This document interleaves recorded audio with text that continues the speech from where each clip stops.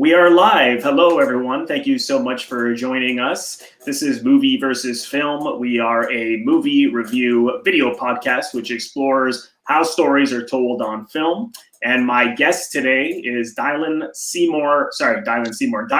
Cassel Murphy, who is the daughter of the incredible actor Seymour Cassel. If you know John Cassavetes' films, you know who he is, or if you're a big Wes Anderson fan, Steve Buscemi fan. He's been in over 200 films. He was nominated for an Academy Award for Faces. He was in Minnie and Moskowitz. He was in The Killing of a Chinese Bookie, The Royal Tenenbaums, Love Streams. The list goes on and on. Dilyn, thanks so much for being here today. Thank you for having me. I'm happy to talk about my dad. You had a good list. You've done your homework. Yeah. Well, like as I said before we went live, I've been such a big fan of his for many years.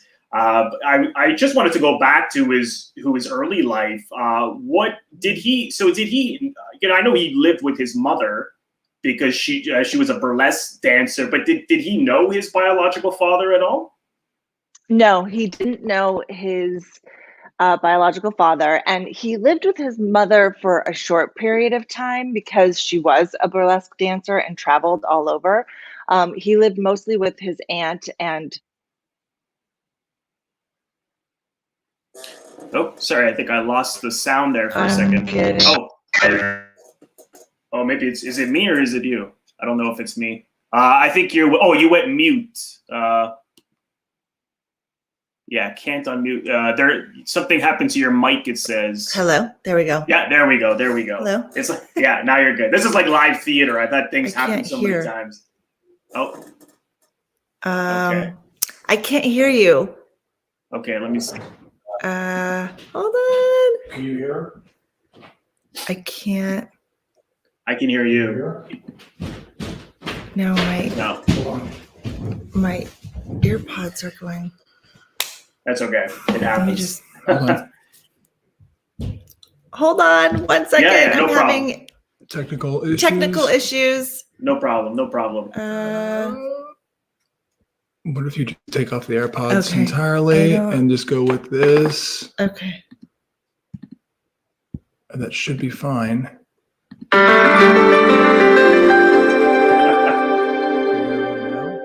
you hear me now? Yeah, Hello? I can. Yeah, can you hear me? I don't hear him. I can't hear you. Okay, strange. Let me see. It might even be me on my end. Oh man.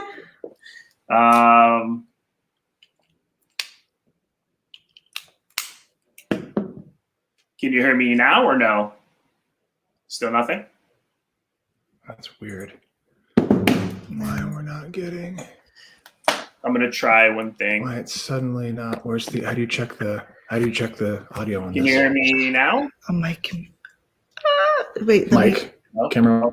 So yeah, it is definitely. If you that's okay. If you can you not hear him? I can't hear him. How about now? Mike. Audio. No. One sec. Where's the Bluetooth again? Don't touch it.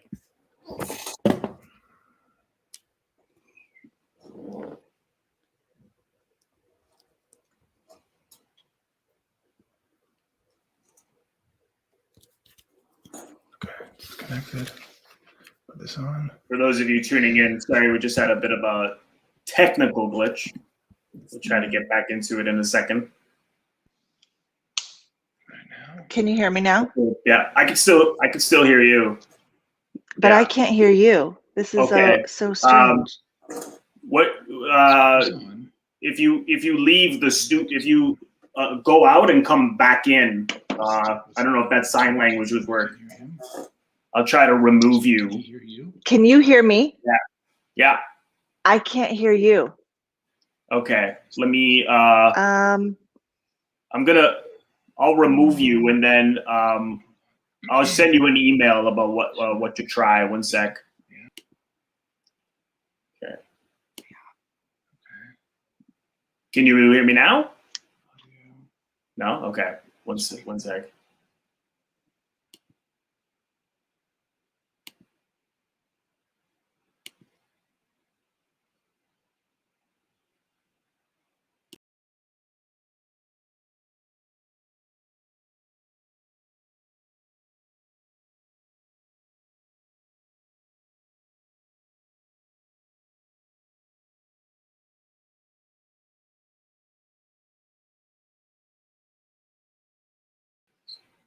because I was. Can you hear me now? Now I can hear you. Yeah, I don't. It's funny. Sometimes that happens, but I just exited and I went back in. Sometimes that fixes whatever. Just leave it like it is. Yeah, but you can hear me okay? I can hear you. Yeah, that's okay. I can always later on. We're live now, but I can always edit that out later. Let's edit all of that out. Let's start again. Yeah. Okay. It's like a play, as I said earlier. Sure. No problem. Okay. Sorry about that for those of you watching. I know. Sorry, yeah. everybody. Thank Well, God for my husband. Yeah, it's all good. So sorry, as you were saying, he never met his father, his biological father. So he never met his father, and he lived with his mom just on and off for short periods of time because she traveled so much. And so he lived in Michigan and with his aunt and godmother, and then he pretty much went on his own, joined the Navy at like 17. So did he mainly go with his aunt because his mother was traveling so much? Was that the main reason? Okay. He was mostly raised by them, and he didn't really have a close relationship with his mom, and she traveled a lot, and he was a pretty independent kid. He lived, as I said, in Michigan with his aunt and godmother, but back in those days, he kind of did whatever he wanted. He was a bit of a troublemaker, not a shocker there, but he joined the Navy at 17 and traveled. And then after the Navy, he went to New York and studied acting. How did he get along with his godparents that he lived with?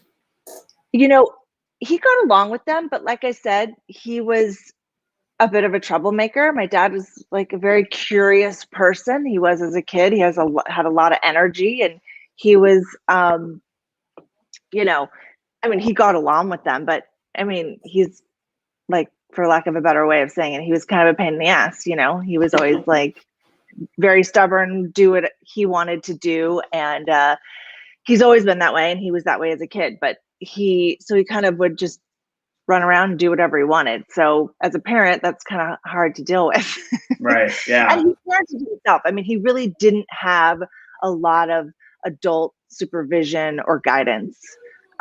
It's a miracle that he made it as far as he did with, really raising himself in a lot of ways. Is it true that he had joined a gang when he was a teenager? Did he ever talk about that? Or was that just not a real gang? No, I don't think it was like a real gang. He wasn't like, on the streets, like with weapons or anything like that. I think he was just, there was a gang of kids that they would play, games in the street, and he would run around and stuff like that. Did he see his mother even after he started living with his godparents? Did he ever see her much after that? He saw her, but not a lot. I never met her. She passed away when I was born. He was not very close with her at all.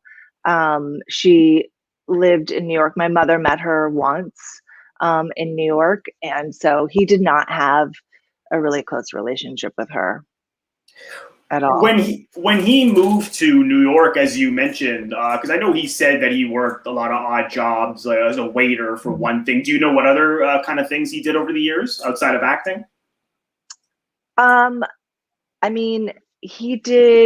He was a valet car parker in LA, and he always did odds and ends. My dad was lucky that he actually worked as an actor quite a bit. There were times where, it was always growing up, it was always like feast or famine, which is just the nature of the business. It's like he worked and then there was no work, and he kind of made it. It was different then. But he, before my brother and I were born, and before he had kids, he would do odd jobs and things like that. But he pretty much worked as an actor. I know that he studied acting with Stella Adler. Did he ever talk about how he found her as a teacher? I don't remember how he found her, but I remember him talking about being in class with her. at their studio, and he was actually in class with Marilyn Monroe. Oh, I didn't know that. He always told that story because he loved the fact that he, you know, was in class with her, and it was very influential on him. I mean, I think back in those days, you know, actors, it was such a tight knit, like, word of mouth, and, you know, actors, directors, writers. I mean, that's how he met John, like literally on the street. And John was, you know, filming, and I think they all talked and said, "Oh yeah, you should go take class here," and things like that. So he talked very fondly of it. I think it was very grounding for him in the type of work that he does as an actor. So yeah, and there were a lot of other people, you know, who he kind of came up in the ranks with that were all in New York at the time, you know. Did he have any good Marilyn Monroe stories that he shared over the years? No, he just said that she was really friendly and very shy, and that she was, you know, beautiful. That she was, I mean, I don't think she was in class all the time, and think she was there, you know, every so often, but he was in class with her. I see. Yeah, no, that I did not know. How did he meet your mother, Elizabeth? How did he meet her? Well, my mom worked at a store in like a jewelry store on Hollywood Boulevard, and he was walking by and he saw her and went in and you know, started talking to her, and she was not interested in him at all. And my dad is very persistent, and, you know, they chatted, and my dad's very, like, you know, determined. And so he just literally came back like every day until she agreed to go out with him. And I think at first she was just like, fine, you know, whatever. But that's how they met. And they both have like similar backgrounds where they were only children raised by their mothers, didn't know their fathers. And she was really young. And they had a lot in common in that way. And he really, I mean, my mother would say, you know, he just was so relentless. He wouldn't give up, and he kept not harassing, that's kind of a bad word to say, but he was like, pursuing. You know, pursued my mother very heavily. Yeah. Is your mother still with us?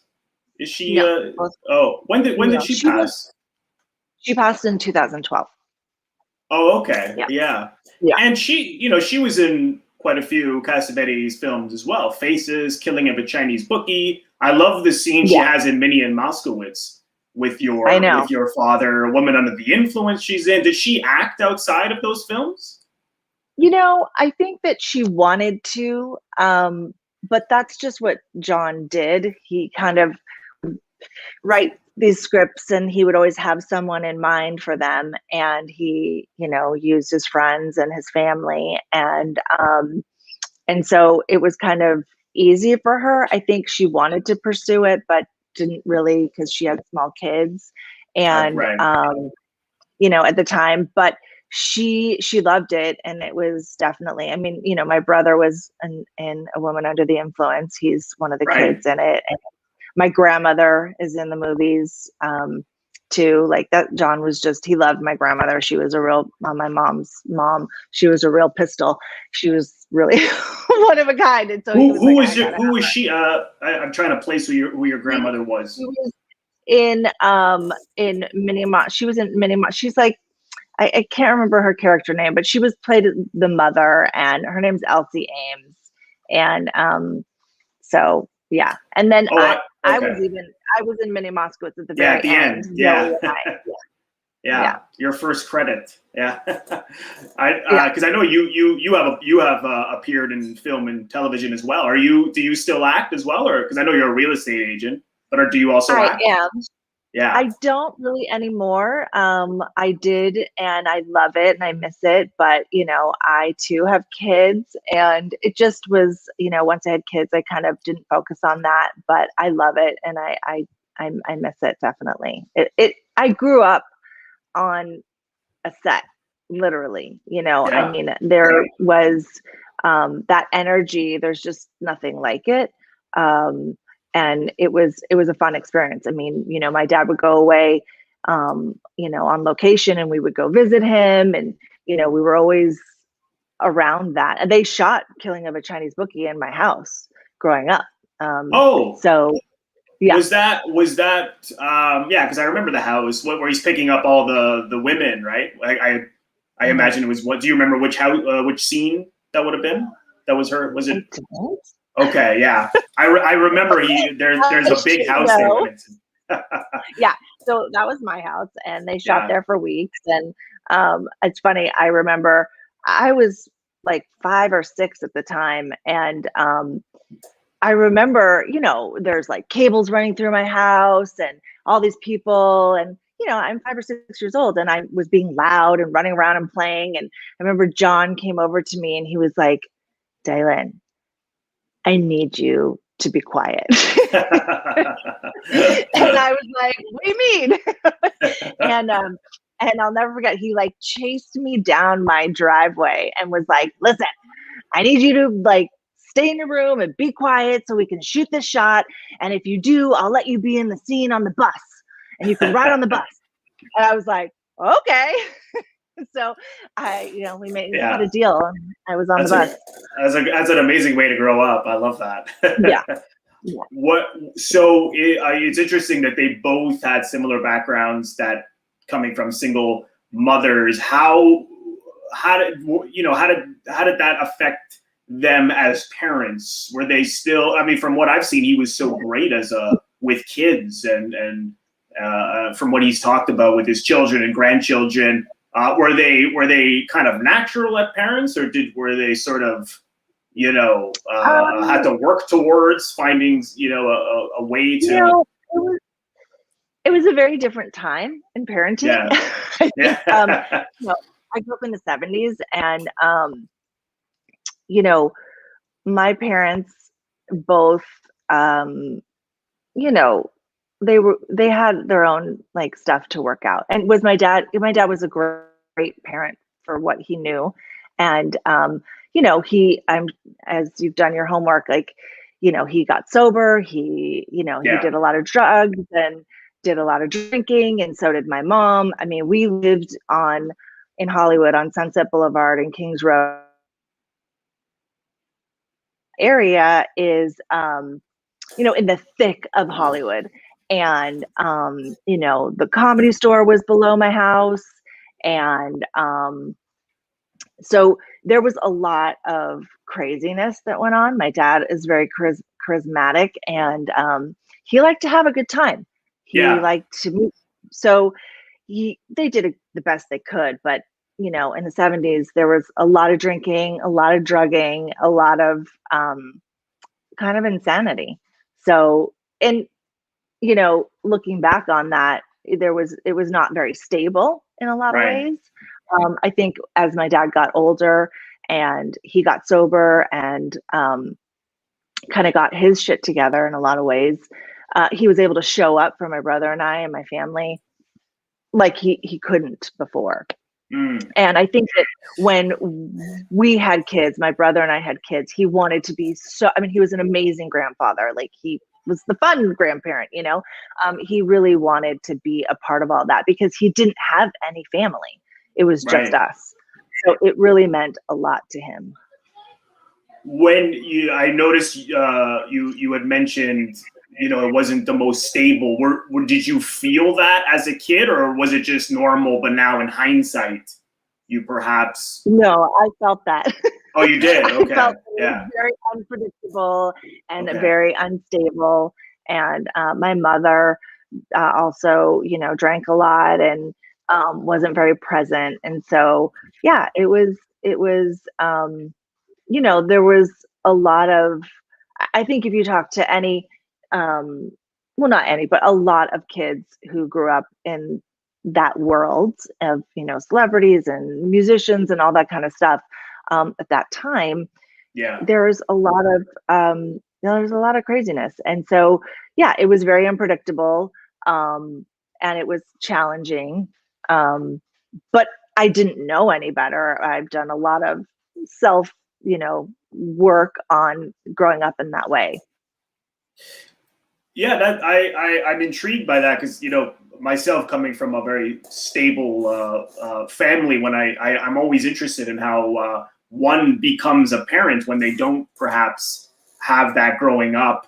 Do you think that their drinking and drug taking was just a matter of the environment, you know, the 70s LA and everyone was doing it, or was it from some kind of pain from the past, combination of the two? Or I mean, for sure, my parents both had their demons. Yeah, I mean, they came from, you know, they didn't have parents. They didn't, you know, my grandmother, my mother's mother worked really hard, and you know, alcoholism is it's a family disease, and so that my grandmother was an alcoholic, and there's probably lots of alcoholics on my father's side.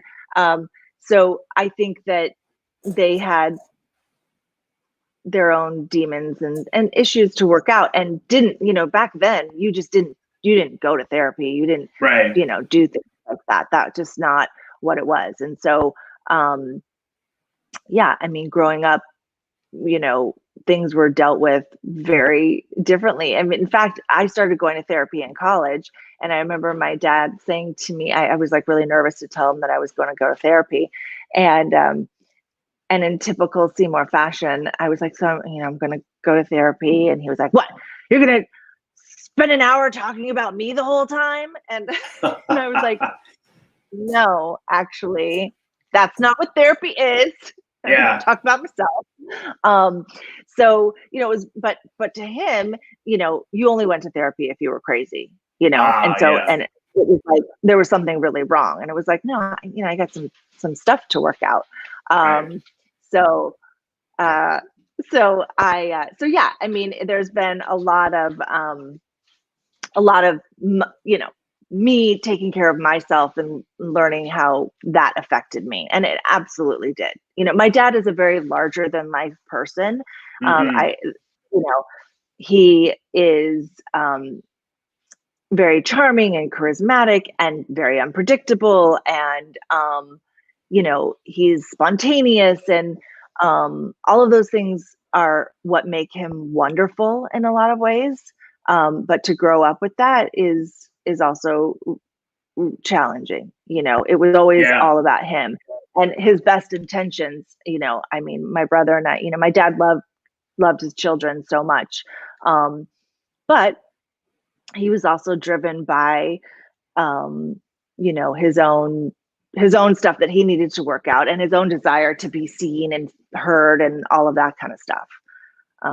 He's just one of those people who has like a magnetism. You know, people are drawn to him, and he's very curious. He loves people. He loves to talk to people. He loves to get to know people. That's just how he was. Well, and he would even say that he'll talk to anyone. You know, I remember watching him in an interview where he said literally, and you definitely get that sense. A lot of what you're saying about it reminds me so much of his character in Minnie and Moskowitz. Is that the closest to the real him, that part, or what do you, or is there anything else that when you watch his performances, you really see your father? You know, it's funny. I would say In the Soup is quintessential. So much of who he is in that role. I agree with Minnie Moskowitz. You know, I think that every role there's a piece of my dad. That you know, that's his stardust. You know, is like who he was. He brought that to everything, and either you wanted that or you didn't. And in The Soup, I think it all just kind of came together so nicely. And I think that we talked before, you know, one of my favorite movies that he was in was Rushmore. Because he there's like a sweetness. It's not a very big part, and he doesn't say that much, but he says so much without saying anything. And that's a really hard thing to do as an actor. And he showed his heart. Like there was such a tenderness that he had with this relationship with his son. And I don't think you see that a lot in his roles. And so I love that part. I love that movie for that reason. That's true. Yeah, because it's been a number of years since I've seen that. I have to revisit it. But he's normally not quiet in any of his parts. Which I love about him. Yeah. There's one movie he did. The Crew. Yeah, it was in The Crew, and then Staten Island, where he plays a mute, and it's a very hard thing. Yeah. Interesting. I mean, so yeah, I love that one, and there's a lot of. I also love Faces. I feel like Faces is just a time capsule for me of my dad, and to see him so young, and he was so raw. He was just so. And that's why he got nominated. His performance was so real and raw. I mean, I think John brought that out in actors. Yeah. His material lends itself to, he wanted you to be raw and vulnerable and emotional. And I think that there's just a way that he did that allowed that to happen for actors that I don't think you see very often. I don't think even now, I don't think you really see that. No, not at all. That's why his films will always hold up. The performances alone are so incredible. Someone on Facebook in the Cassavetes group wanted me to ask you, his name is Sebastian, he wanted me to ask you what the Oscar nomination for Faces, did that mean anything to him?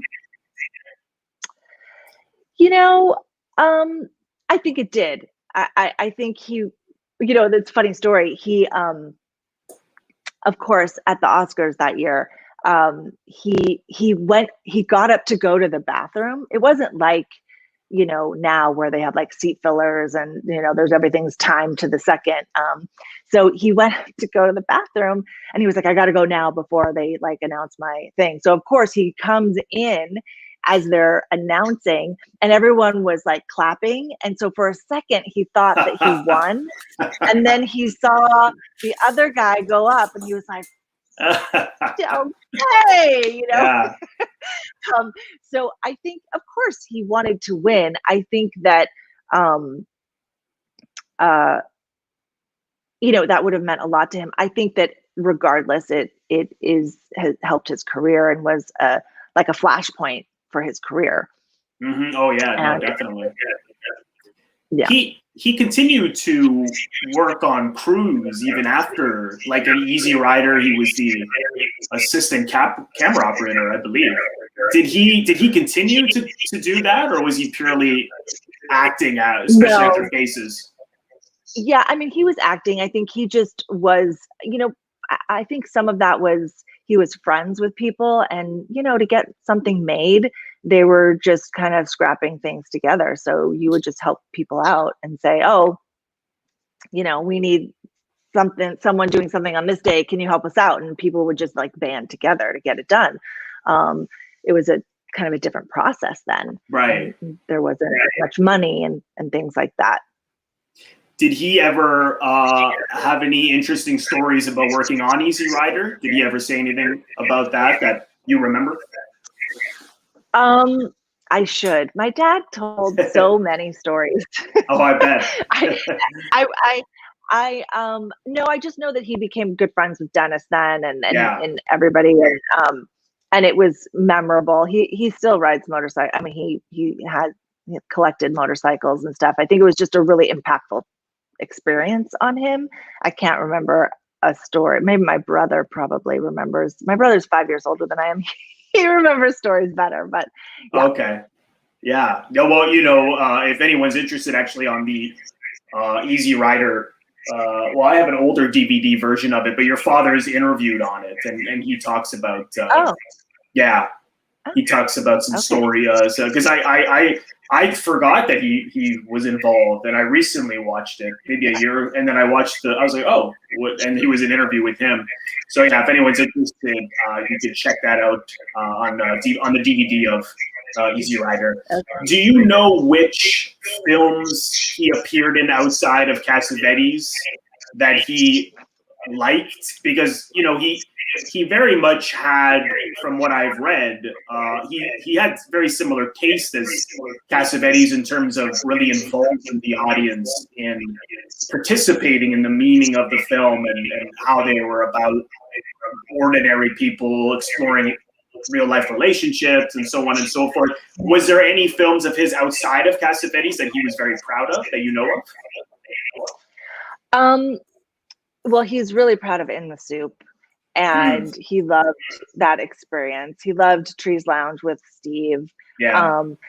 My dad, I mean, off the top of my head, I can't, those are just a couple, but my dad was really passionate about acting and filmmaking, and his experience with John, they were really close friends. He looked up to him like a brother, and that whole time that they got to do what they did, meant a lot to him. And I think in every movie he did, other than like the big Hollywood ones, he was trying to recreate that in some way. He was trying to, I can't tell you how many times he was like, oh, I'm going to, Idaho to do some independent film, and I met this guy on the street and he told me about his script, and I'm just gonna do it. And I'm like, what? Are you getting paid? And he's like, well, I'm gonna get paid a little bit, but they're gonna give me points on the back end. I'm like, you're never gonna see those points. Like, you're not gonna make anything. But he's like, yeah, but if I help this guy out, then maybe he'll have a better chance of making the movie, or the movie will be getting seen. And so I think he was always wanting to help, young actors, writers, directors, because he wanted to recreate that like rawness that John had, that like lively, like we are scrapping this together and we're making art.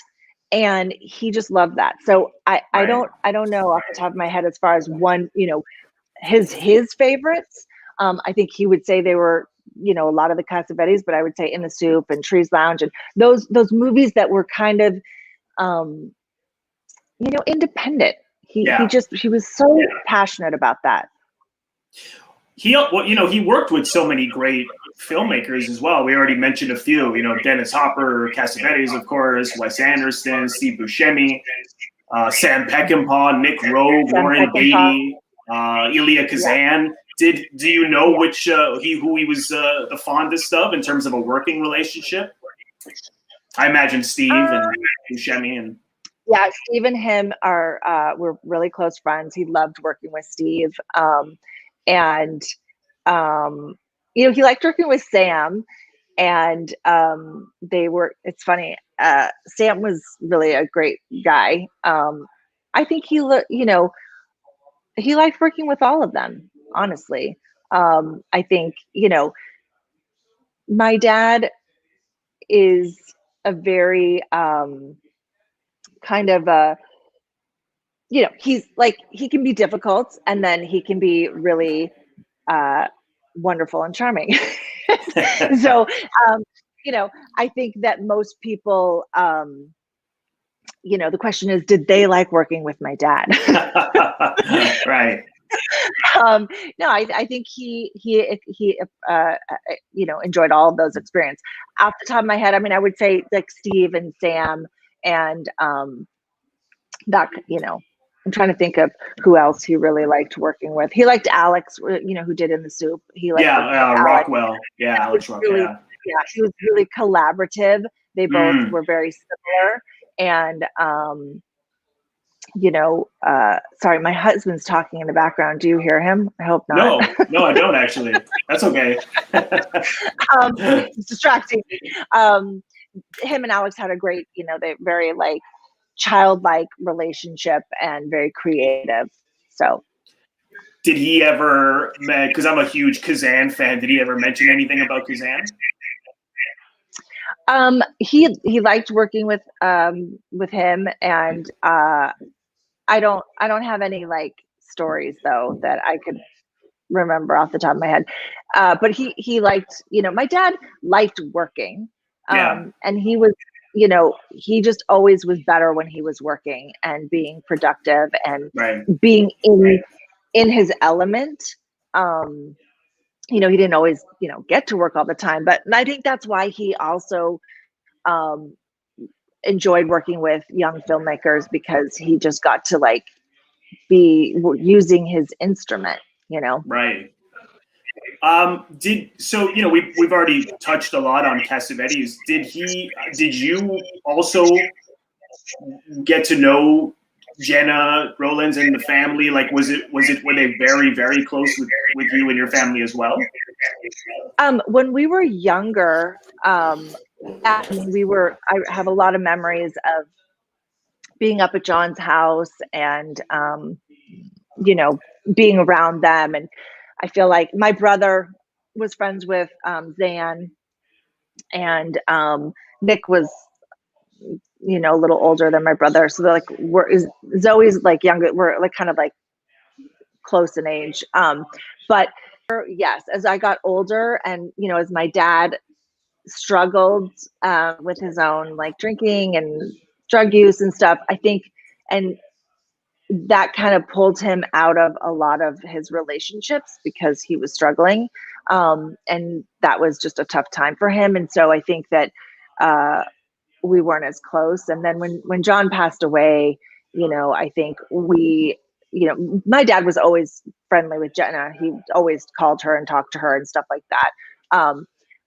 And then we kind of went our separate ways. My dad always had a relationship more with Zoe and Zan.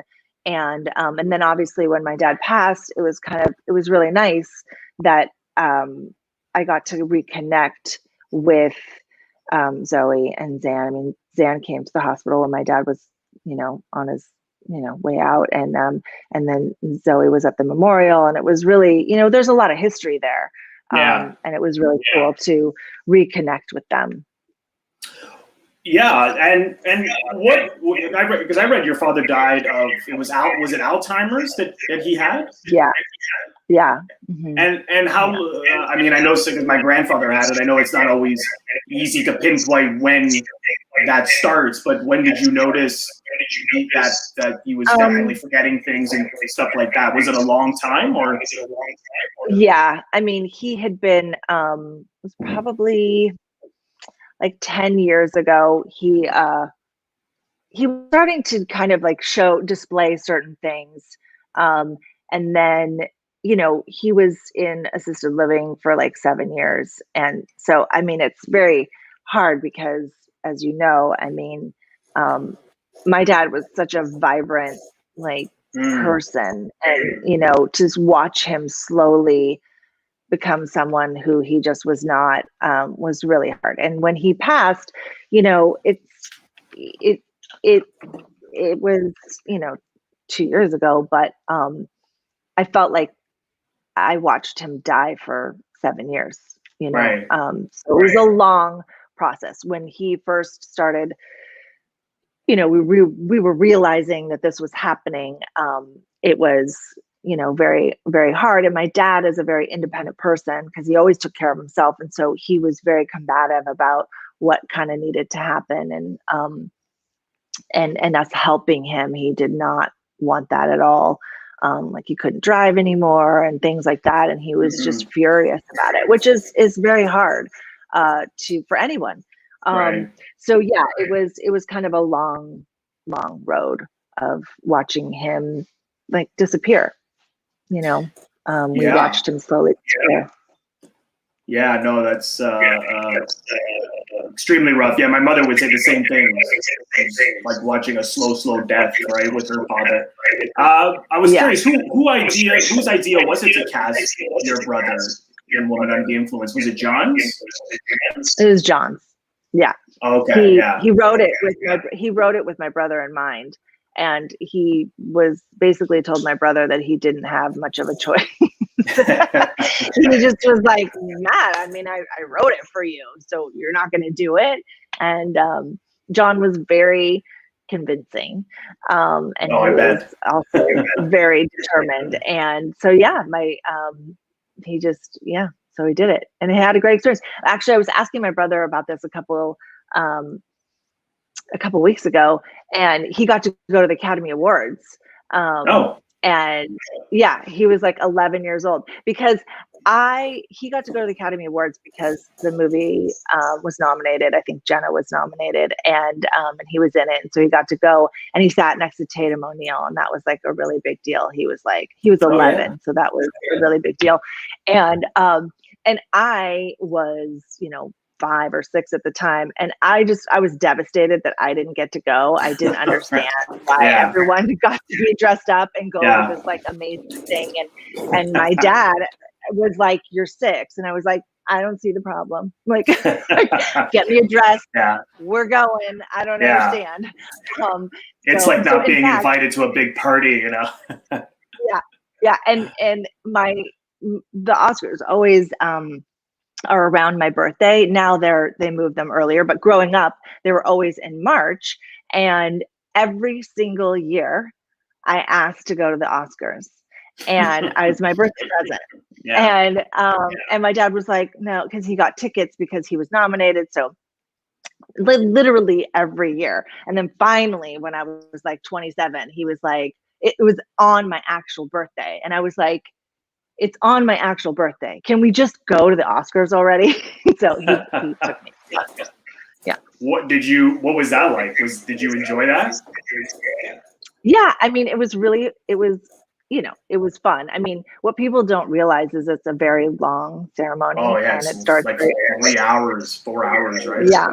And so you're just sitting there, and it's early, and you haven't eaten. By the time you leave, you're like starving. And but it's exciting. I mean, it's exciting. We ran into Madonna, and she said happy birthday to me. Wow. So, yeah. So it was. That's awesome. It was fun. Do you know what films of his, not anything that he was in, but just films in general that he really liked, even as maybe when he was young or throughout his life, that he really had a real fondness for? My dad loved foreign films. I don't think he liked that one. My husband's telling me that. Yeah. Tell him to pull up a chair. This is my interview, okay? Yeah. Anyway, you know what? He loved foreign films. He loved all the Kurosawa films. He loved Fellini. Yeah. He was like a big movie buff, and he would watch movies all the time. And he was very opinionated, which is not surprising. And he really had a lot of opinions about movies. And as my husband says, he liked The Bicycle Thief. He loved. That's one of my favorites. Yeah, and he but he really loved, he liked foreign films, and he always thought that foreign films kind of told a different story than a typical American film. They let time pass and like the characters breathe, and he always just thought that their filmmaking, he likes a lot of American films too, but he loved old movies. I mean, I can't tell you how many times growing up, my whole entire life, he would be, Dilyn, get over here. I want you to see this movie. Do you know who that is? That's Barbara Stanwyck. She's one of the best actors. Sit down here and watch this movie with me. And I'd be like, oh, I don't want to watch this movie. So yeah, he liked Hitchcock. He liked a lot of movies. Yeah. Oh wow! I didn't realize he was such a huge film buff, but I'm not surprised. Yeah, he was. His love for film and independent film in general. Why did he decide to run as the SAG president? Do you know why? Why that interested him? Yeah.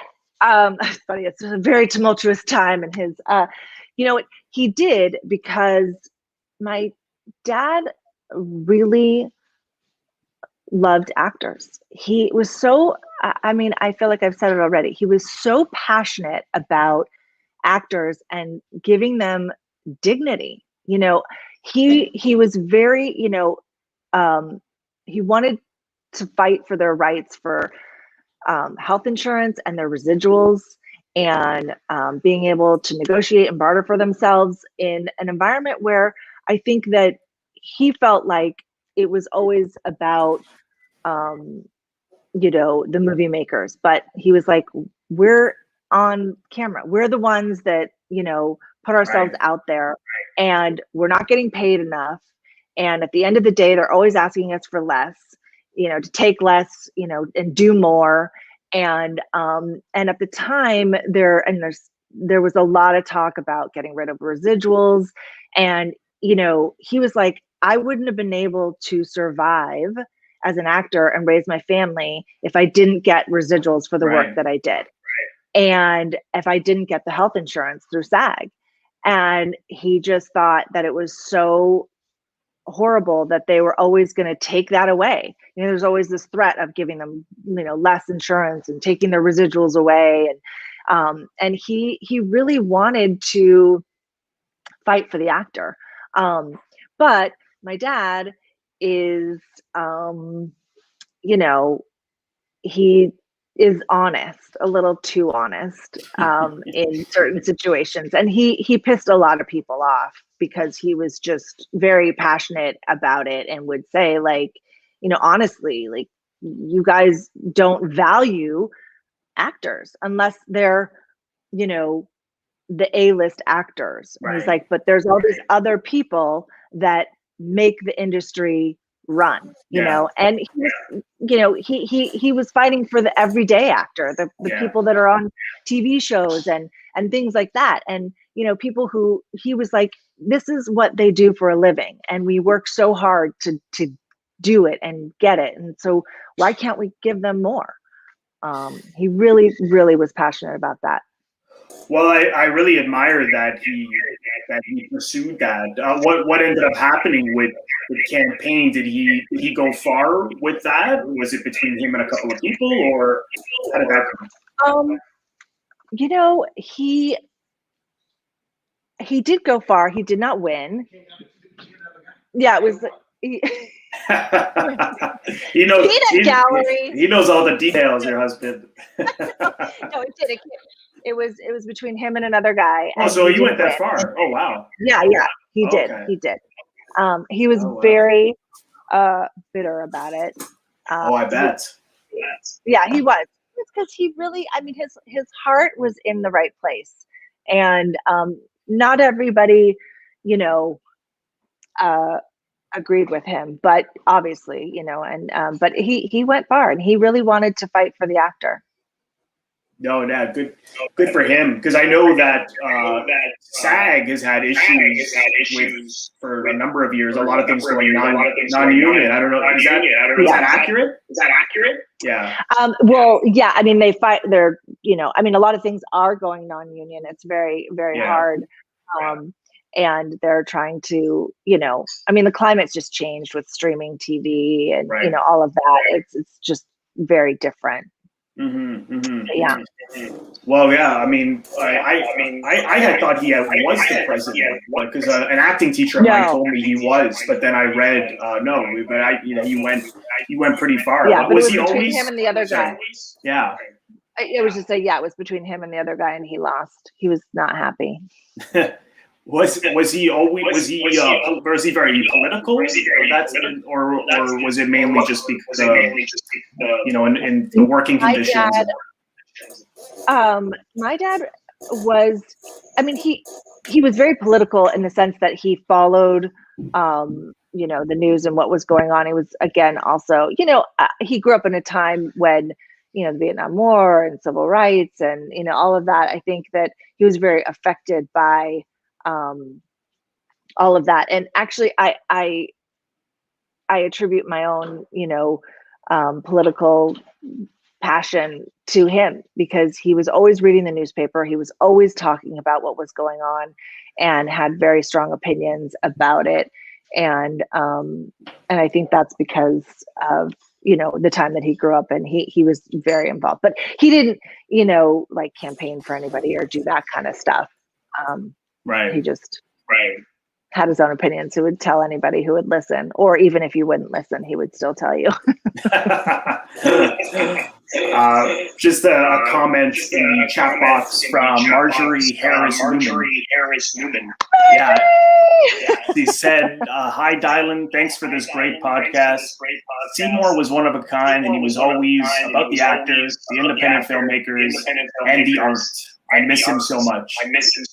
Yeah. Who's that? Who's Marjorie? She was a very, very close friend to my dad and our family. She actually lived down the hall. She was an actress too. And she lived down the hall from my dad in Santa Monica. And they became really good friends. Yeah. Yeah. Oh, great. And yeah. She was Marjorie. Thanks for your comment. Yeah. Thanks for your comment, Marjorie. And if anyone has any questions or comments, feel free to leave that into the chat box. I don't know if you could tell, I actually have your father on my shirt here. This is a Cassavetes shirt. Oh my God, where'd you get that? There he is there. And that's so cool. And there he is. There from. Oh yeah, Jesus. This is from Sprockets Film. It's an Etsy shop. I can send you the link if you're interested. Yeah. I think I need that. Yeah, no, I love it. As soon as I saw it just over a year ago, they have it as a bag as well, but it's by an artist designed it, and she's got all sorts of so cool of really cool stuff. Gonna get that. Yeah, I'll send you the link. Okay. I just had one last question. This is a bit off topic, but I know that you worked with Jaglum, Harry Jaglum. Yes. You know, it's funny. We've had other guests come on to not say such nice things about him. So I was curious what your experience was like. Well, you know, funny thing is that so Henry. Sorry, Henry Jaglum has known my dad forever. They actually were roommates in New York together. Oh, I didn't know that. Way back in the day. Like, wow. So they've known each other forever. But when I was an actress, a friend of mine knew him and was like, oh, he's doing this movie. And Henry, too, in a similar sense of John Cassavetes, would write things for people he knew and didn't always use like actors. You know, like he would meet people and write something for them and that kind of a thing. And he would cast it as well. But so she was like, oh, I'm friends with Henry Jaglum. He's you know, doing this movie. You should meet with him. Give me your headshot when you do that. Right. And I'll send it over to him. And so we met and we talked and I was like, okay, you know, we had a great conversation. It was like one of those, you know, things as an actor, you meet and greet and talk, and he didn't have me read or anything like that. And then, and obviously, you know, he knew my dad and blah, blah, blah. And then like weeks later, he was like, oh yeah, I'm doing this film. I'm going to give you this part. And we did it. And so he was very nice with me. He's a very eccentric person. He is very, I don't even know how to, I mean, I can understand why people would say he, you know, not such nice things about him. He was always lovely to me. And I had a great experience with it. And in fact, my husband proposed to me on the set of that movie of Going Shopping. Yeah. So I had worked like 4 days on the movie, which he shot at his house in Santa Monica. And then I thought I was done. And then he called me back and was like, they called me and like, oh, we need to shoot another day. And I was so excited. But it was the anniversary for my husband and I of like when we met or whatever. Or our first date, actually. And I remember saying to my husband, oh, I get another day's work on this film. And he wasn't really that excited. And I was really like annoyed. I was like, I'm not supportive. Like, that's so messed up. Like, I can't believe you're not happy for me. But what I didn't know was that he was planning to propose to me. So long story short, so long story short, he ended up he called Henry and was like, can I come to the set and propose to Dilyn? And Henry was like, like he's like a mad hatter. He was like, whatever, I don't care. Like he's like, I have so many other things on my mind. Sure, fine. Yeah. And so then he came and proposed to me, and Yeah, Oh, the rest is wow. history. So but I can understand that Henry is, he's peculiar, and he's an artist, and he, like some people, he's like a one-track mind.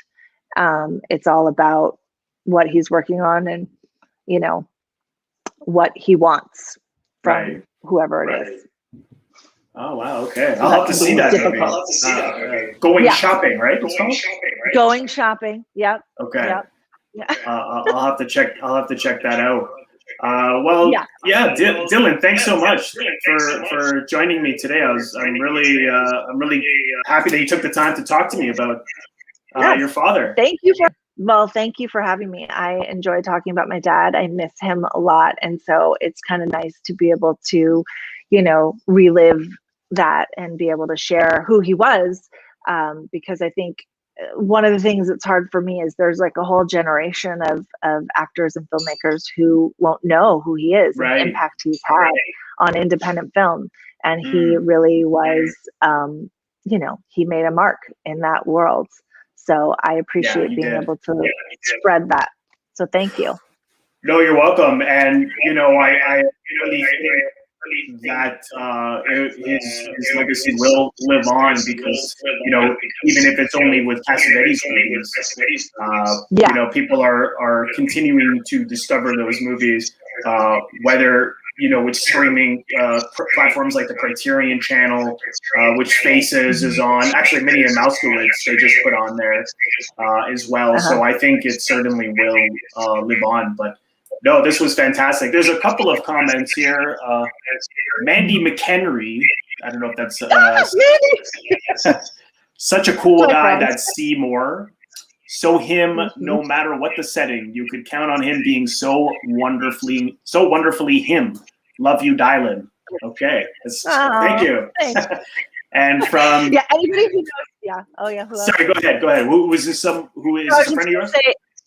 Yeah, it's a friend of mine, and it's true. Anybody who knows my dad or anybody who's worked with my dad, he just was himself. I mean, there's not a lot of people who can walk into a room and not, pardon my French, give a fuck about what anybody's going to say or do. No and filter. That was my dad.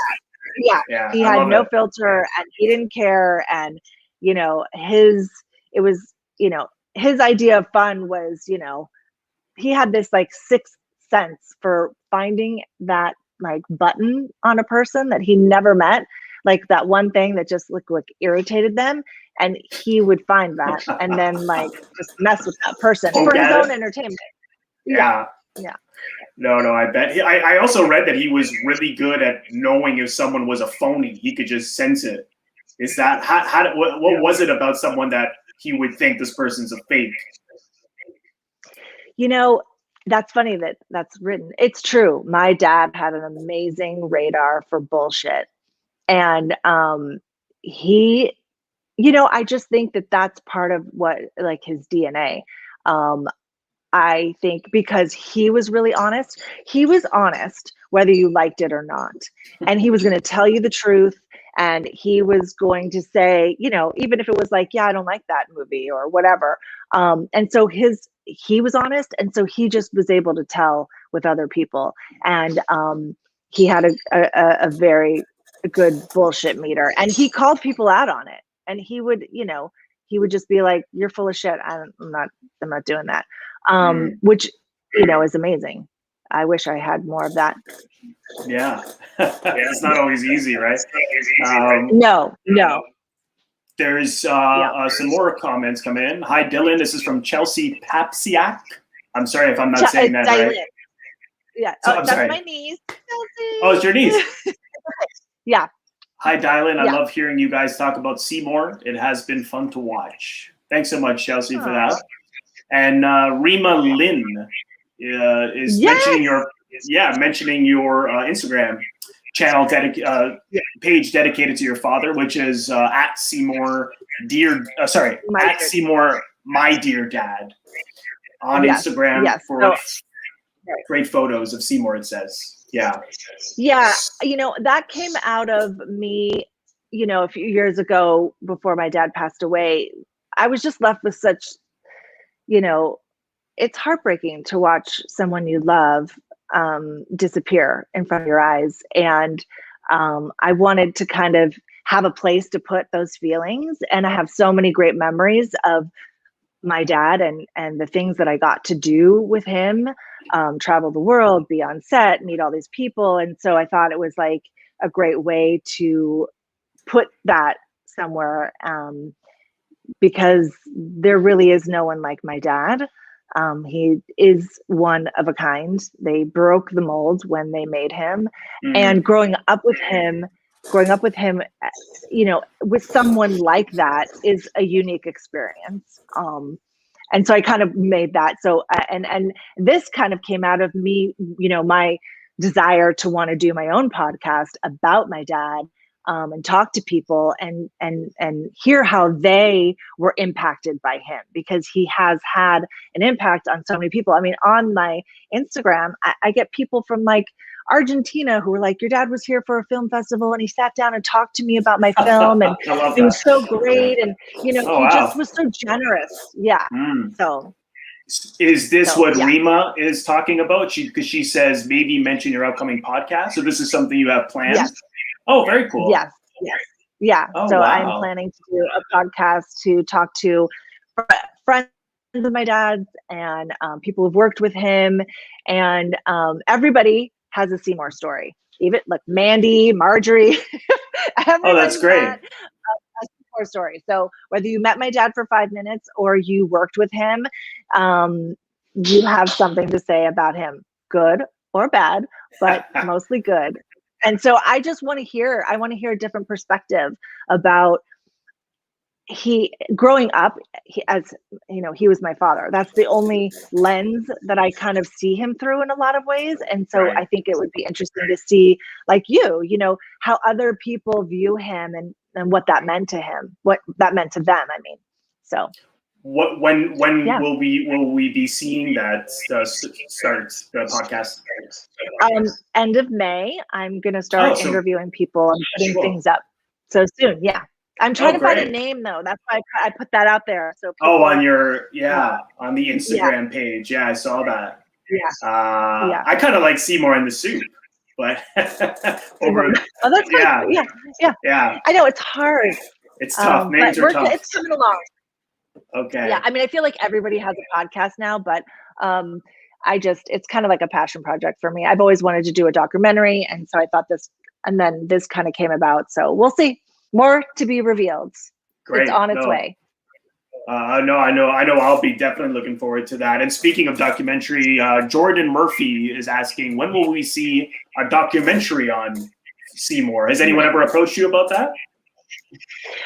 No one has, but I am trying to get that off the ground and do a documentary on my dad, because I think, again, like everything we've talked about, all the people he's worked with and the experiences he's had and what he's, you know, I think people always think that, you know, when I say, oh, my dad's Seymour Cassel, and they're like, oh, then they see a picture of him and they're like, oh, that's right. Like, I've seen him in so many things.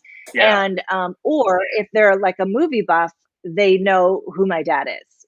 They know the work that he's done. And people who are, you know, really into film are aware of who he is. And again, it's wanting to kind of, you know, give people a sense of the whole person of who he was. So that's in the works too. Yeah, no, that'll be really, really great. I'm looking forward to that. And there's just one last comment from Marjorie Harris Newman. What she says, one other thing, as much as Seymour loved movies, his greatest love was for his kids. He was so proud of you, Dilyn, and talked about you all the time. There you go. Oh, that's true. He loved his family. He was, I know his agent, who was his agent for years, came to the memorial and he was like, I've always known your dad in a work sense, but I had no idea how much his family meant to him. Like it was so apparent that everybody, you know, his kids and his grandkids meant so much to him. And it's true. He loved us a lot. No, I bet. That's great. Well, Dilyn, thanks again. Thanks so much. This was a real pleasure. Thank you. And thank you everyone for who left a comment in the chat box and left questions. Really appreciate Thank you, that. all my friends who showed up. Yeah. And for anyone, if you're watching the replay right now, or if you're watching live, if you haven't already done so, please consider subscribing to my channel here. There's right beside the description box, you'll see the subscribe button. Click on that, and then click the bell in order to get a notification every time we go live or release a new video. And if you're watching the replay, you'll see just above my head right now a floating symbol there, MVF. You can also click on that to get an instant subscription. All right. Well, take care, everyone. And Dilyn, thank you again. Thank you so much. This was great. I appreciate it. No, you're welcome. All Thanks so much. Take care.